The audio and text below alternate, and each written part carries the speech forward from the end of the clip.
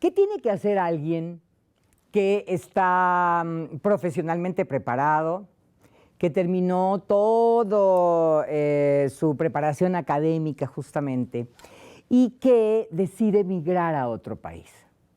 No crea que es de enchilame otra. Es algo complicado, es algo tedioso, es algo a lo que hay que trabajarle mucho. Hoy le tengo una historia de vida sumamente interesante, por eso yo le pido que me acompañe. Estamos en 30 minutos y comenzamos.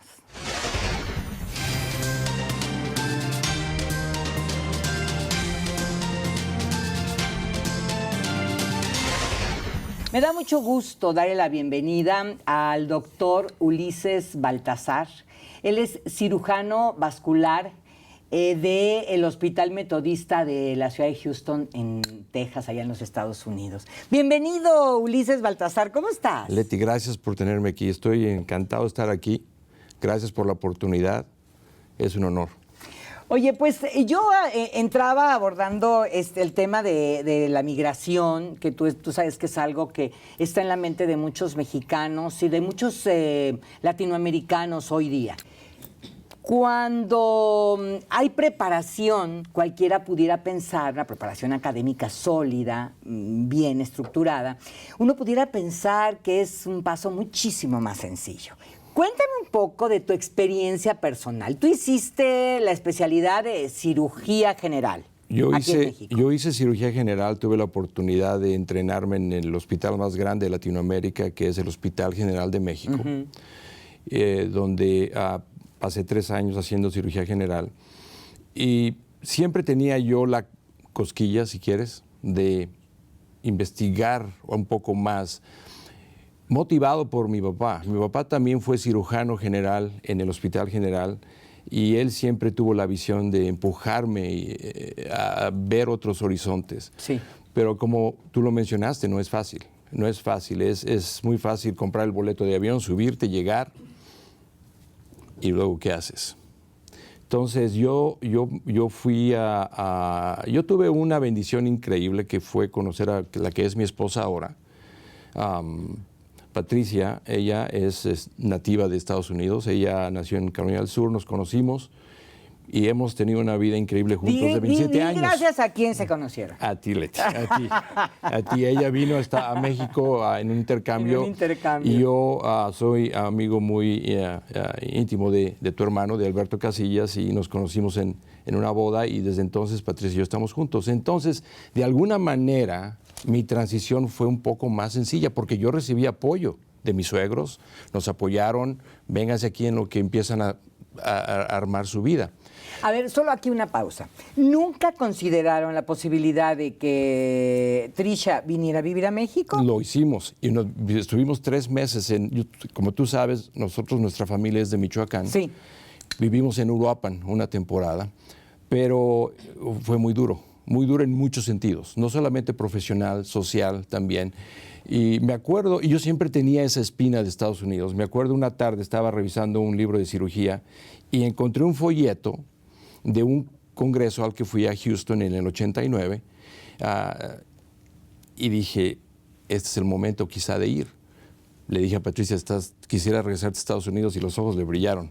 Vamos, ese es el momento de hacerlo. Entonces así fue como nos regresamos a Houston, concretamente Florida, a Estados Unidos, perdón, concretamente Florida, donde sus suegros nos apoyaron. Pero ella sí vivió aquí conmigo 3 meses. Ella siguió leal como pocas mujeres. Ok. Se van a Florida. Correcto.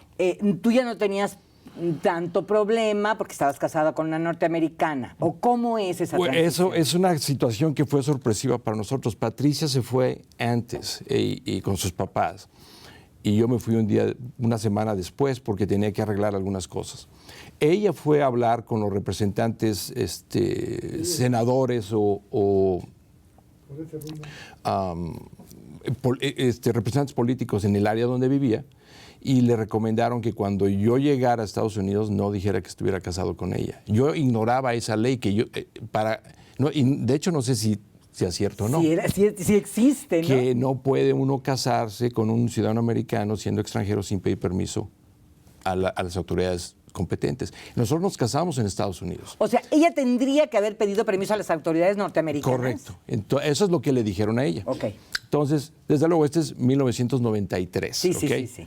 Entonces me dijo, cuando llegues, vienes de turista. Yo tenía mi visa de turista. Llegué inmediatamente, la gracia de Dios estuvo con nosotros porque los trámites fueron cayendo sencillamente, los trámites migratorios. Tuve mi programa, mi tarjeta, mi permiso de trabajo a las 2-3 semanas. O sea, rapidísimo. Pero como tú sabías, tú me conocías en aquellos tiempos, yo no hablaba inglés fluidamente.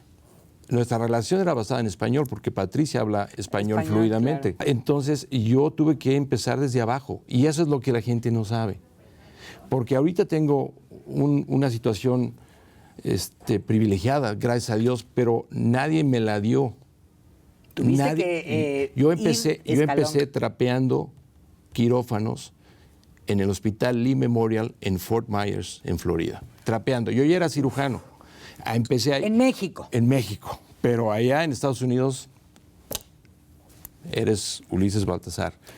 Entonces empecé ahí. Después me hice instrumentista, lo que se aquí en México, pasando instrumentos en las cirugías y empecé a aprender el idioma, empecé a ver la técnica. Y al mismo tiempo estaba presentando yo los exámenes para revalidar mi escuela de medicina, que se llamaban en aquella época USMLE, para revalidar la escuela. Es decir, estabas, entre comillas, volviendo a hacer la carrera de medicina. Correcto. Okay. Entonces, desde luego, el primer intento lo fallé, porque es un sistema completamente diferente al que tenemos en México. Completamente. ¿Ni mejor ni peor? Ni mejor ni peor, es diferente. Es diferente, lo tengo que decir. Yo estoy muy agradecido con Estados Unidos, soy leal a Estados Unidos porque me ha dado todas las oportunidades, mi familia, todo, pero sí quiero ser justo también. Entonces no es ni mejor ni peor, es diferente el sistema. Total que al final le dije a Patricia, ¿sabes qué? Tenemos que irnos a una ciudad donde tenga más academia, porque Fort Myers ahorita ha crecido mucho, ahora ha crecido mucho, pero entonces era... ¿Un pueblo? Un resort. No. Playa, recién casados, no había tiempo de estudiar de una manera sistemática. Nos fuimos a Houston y ya continué trabajando en lo que podía. Alguien me dio la oportunidad en Houston de ser asistente de cirujano, se llama Surgical Assistant. O sea, en un ratito brincaste un montón, ¿no? De ese un ratito, 1 año y medio que estuvimos en Florida, entonces llegamos a Houston, por conexiones de amigos. Eso es increíble. Yo tengo un amigo muy querido en México que es cirujano general, el doctor José Humberto Garza. Él se entrenó en el Hospital General años antes que yo, pero él me ayudó mucho. Él tenía un amigo que era patólogo en Houston, en el MD Anderson, y me dijo, habla con él, a lo mejor te puede echar la mano. Hablé con él y él me conectó con otra gente. Total que terminé conociendo a uno de mis mejores amigos, el doctor Isidoro Wiener, que es cirujano en Houston. Y él fue el que me ayudó y me empezó a guiar cómo hacer las cartas, cómo hacer las requisiciones para repetir la residencia una vez que ya pasé el examen. Tuve la suerte, le dediqué muchas horas de pasar el examen. Bueno, tú eres un buen estudiante, perdón. Yo no sé si sea bueno, pero le dediqué muchas horas. ¿Aquí en México? ¿Eras promedio? Era promedio. O sea, promedio, 8, 9.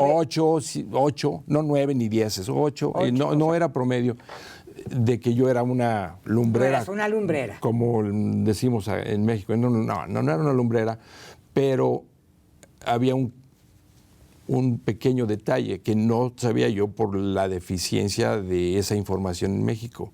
Soy disléxico. Encima de todo. Eso es complicadísimo, encima de todo soy disléxico. Por eso nunca pude destacar en ser los promedios altos, etcétera, en la carrera de medicina. Entonces, con la dislexia, en otro idioma, revalidar la residencia fue un trabajo muy arduo, que no hubiera podido lograrlo sin el apoyo de Patricia. 3 años de residencia, ¿cuántos años de residencia? 5. De cirugía general en Estados Unidos son 5. Entonces tuve que repetir los 5. Pero déjame decirte, cuando pasé el examen, manda uno cartas de solicitud a los programas para ser entrevistado. Creo que mandé 269 cartas a todos los programas, básicamente 0 entrevistas, 0. Porque no hay, para cirugía general en aquella época, no sé ahorita, pero en aquella época era muy cortante nada más para los ciudadanos americanos, los anglosajones. Wow. Entonces, no, ni entrevistas. Recibí cartas que no te imaginas, pero nunca me quejé, seguí trabajando. Eso es lo que yo no entiendo. No quiero ni entrar en esa parte de la vida, discriminación y todo eso, porque nunca va, como decía mi mamá, no eres monedita de oro para que todo el mundo te guste. Entonces, si pierdes tiempo criticando esas cosas, estás perdiendo el foco de donde tienes que ir. Entonces, yo seguí trabajando. Y tuve un ángel de la guarda cuando yo era instrumentista en Florida, el doctor Knight, que me dijo, cuando pases tu examen, háblame, voy a ver en qué puedo ayudarte. Después de que recibí las 269 cartas sin ¿Literal invitación. ¿269? Sí, compré una computadora para imprimirlas. Oye, pensé que decías 269 por decir un número. No. Fueron 269 cartas dándote 0 entrevistas. 0 entrevistas. Entonces, volé a Fort Myers a ver al doctor Knight y le dije, ya pasé el examen. Y él tenía un amigo, porque ya falleció, el chairman de cirugía en el programa en Tennessee que se llama East Tennessee State University, es la Universidad Estatal de Tennessee del Este, y tienen un programa de cirugía general ahí. El chairman era muy amigo del doctor Knight. Habló con él, me hicieron una entrevista por teléfono, nada más por el doctor Knight, y me dijeron, podemos aceptarte 1 año nada más. Es una posición que se llama preliminar. Entonces, de 1 año nada más, y de ahí vemos qué pasa. Entonces, Patricia y yo nos cambiamos a Tennessee y empecé el programa. Y arriba de mí había 2 mexicanos, Jaime Ponce y Sebastián López, que habían entrado ahí por una cadena de otras gentes, es con gente que tú conoces. Y Jaime me dijo, esta es la oportunidad de tu vida, tienes que poner todo. Si entras, qué bueno. Si no entras, lo dejaste en la línea. Y así lo hice. Y con la gracia de Dios que las oportunidades se abrieron, al chairman le gustó mi trabajo y me dieron la posición que se llama categórica, que te garantizan los 5 años de entrenamiento. Entonces me gané la posición categórica, terminé mi entrenamiento en 5 años, pero durante mi residencia tuve una exposición a la cirugía vascular, que no la tuve en México como cirujano general. Y me llamó la atención muchísimo. O sea, como de pasadita. Bueno, es una rotación. Ok, pasas por ese servicio. Por esa área. En la residencia en Estados Unidos, eso sí es diferente en la residencia de México. Y hay una rotación de cirugía vascular. Déjame nada más decirle al público que la residencia es la especialidad. Correcto. Cuando estás cursando la especialidad, eres residente 1, 2, 3, dependiendo el año en el que estás. Exacto. No es residencia de vivir en Estados Unidos legal. No. Son 2 tipos de residencias. Es simplemente ir haciendo la especialidad. Correcto. Que aquí en México, en ese momento eran 3 años. 3 años. En Estados Unidos 5. 5 para cirugía general. Pero durante ese curso me llamó la atención la cirugía vascular. Y cuando terminé la residencia, antes de terminar la residencia, hice solicitudes para programas de cirugía vascular. Y tuve la fortuna de ser aceptado en el primer hospital al que visité en Estados Unidos, que es el Hospital Metodista en Houston, bajo el programa de Baylor, del Baylor College of Medicine. En aquella época estaban juntos, ahorita ya se divorciaron porque todo es política. Entonces se divorciaron.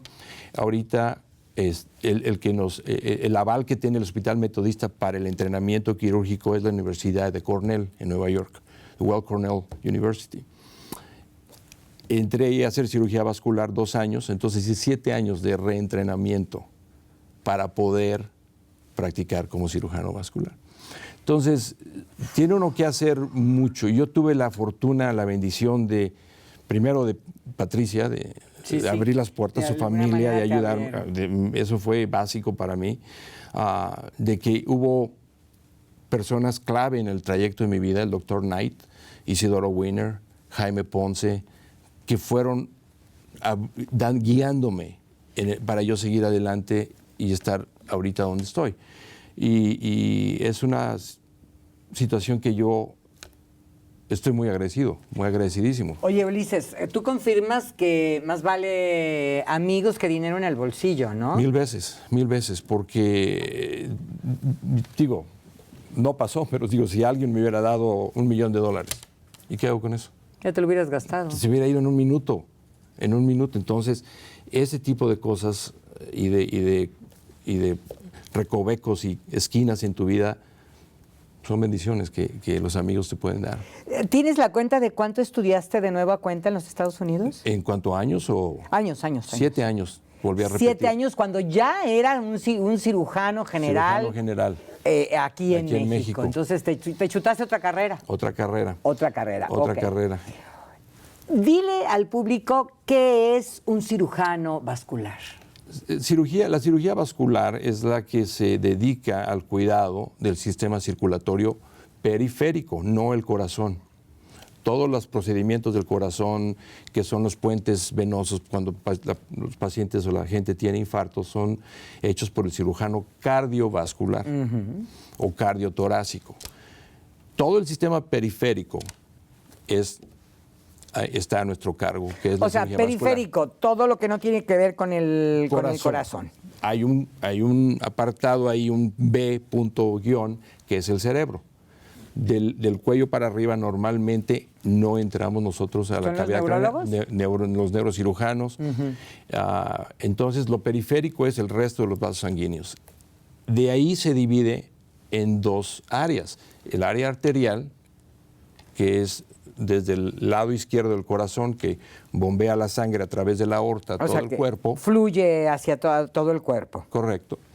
Y luego se recupera a través de los capilares y regresa, y es el sistema venoso. Entonces, es el sistema arterial, el sistema venoso. Algunas gentes han denominado al sistema venoso flebología, y a pesar de que están íntimamente conectados, son muy diferentes. Actúan muy diferente en fisiológicamente, anatómicamente. Entonces, requiere estudio. Y yo estoy concentrado en eso, en el aspecto de la flebología, más que de lo arterial. O sea, tú te vas más hacia las venas. A las venas, 100%, porque es difícil.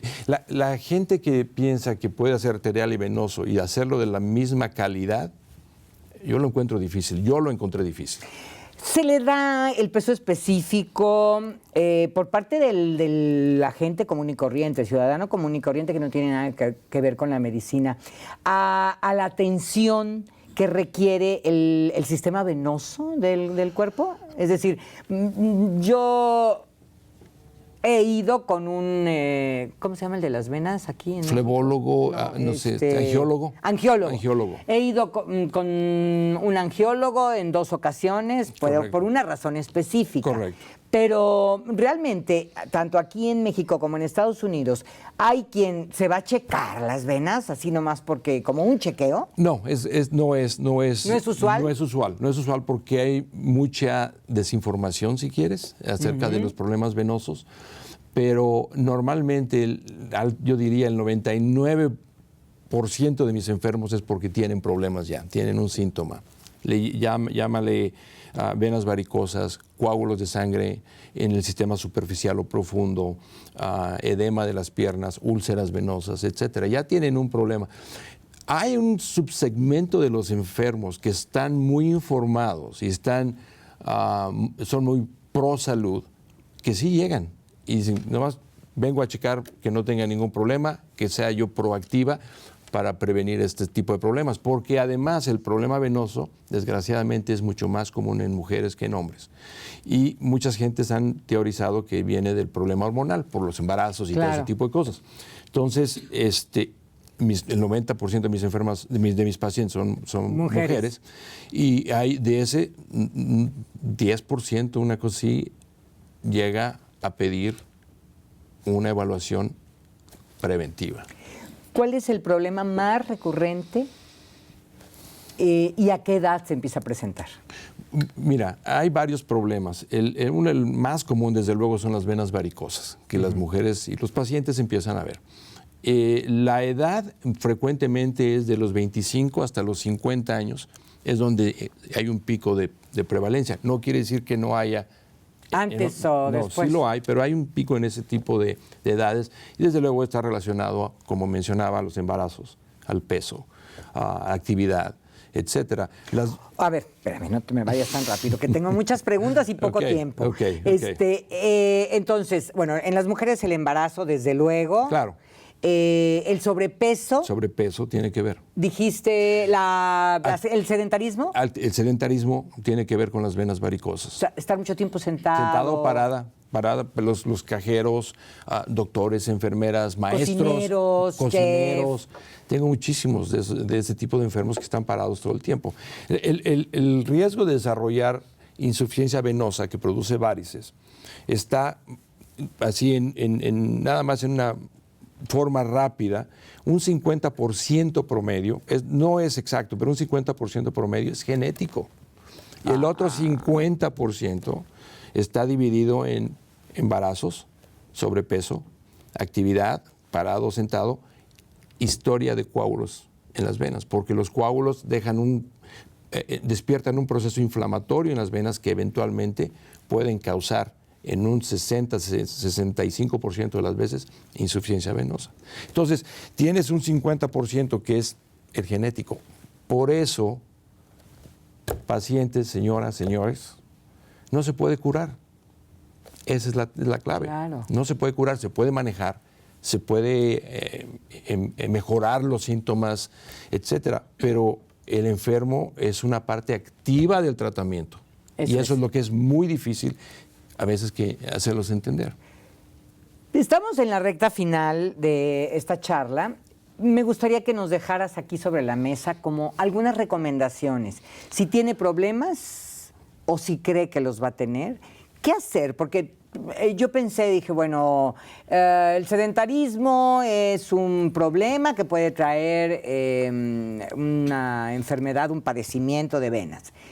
Sin embargo, también he visto personas que hacen mucho ejercicio que presentan problemas. Claro. Y entonces como que no sabe uno bien a bien para dónde ir. Okay. Si hay una historia en la familia, primero que nada, de venas varicosas, mamá, papá, hermanas, etcétera, ya es una bandera roja para empezar a actuar. Primero que nada, hacer ejercicio, mantener el peso. El ejercicio, hay un caveat y hay un recoveco ahí, que es cuando uno hace ejercicio que incrementa la presión abdominal, levantar pesas, todo eso, está uno presurizando el sistema venoso. Si las venas ya están fallidas, si las válvulas ya están lastimadas por herencia, va a desarrollar insuficiencia venosa. O sea, mejor no. Ahora, no. Nunca voy a decirle a un enfermo no haga ejercicio. No, pero no de ese tipo. Pero puedes, es una opción. La segunda es poner protección. Se puede poner medias de compresión, mallas de compresión, que van a tener un efecto compresivo para desplazar la sangre en la dirección correcta, a pesar del ejercicio que esté haciendo. Entonces, yo nunca le digo a los enfermos no haga ejercicio porque no. Busque la manera de proteger las piernas cuando haga ejercicio. Ya es difícil que un paciente haga ejercicio, la verdad. Entonces, quitarle la motivación, no para nada. Tienen que cuidar. Entonces, es el primero. Segundo, hay factores de riesgos. Es maestro, es enfermero, hay gentes que están paradas todo el tiempo. No tienen ningún síntoma, perfecto. Tienen que usar medias que le llamamos de soporte, que es una presión entre 8 y 15 milímetros de mercurio. Esas nada más es para ayudar pacientes que no tienen ningún síntoma. O sea, ayudan a que la sangre retorne hacia arriba. Y que las venas no se agranden y que hagan fallar las válvulas aún más.